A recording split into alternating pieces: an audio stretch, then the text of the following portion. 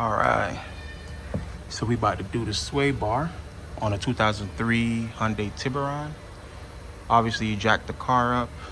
I got a lift here. The sway bar, this is the rear sway bar. This is what the replacement part look like.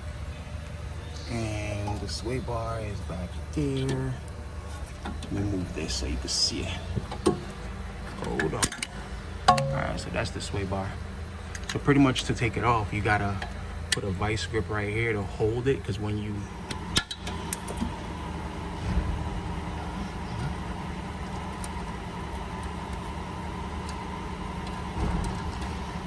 gotta use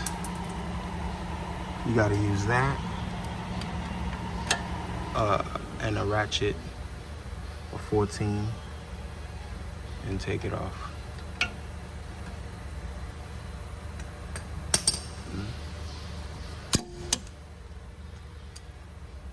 The same on this side.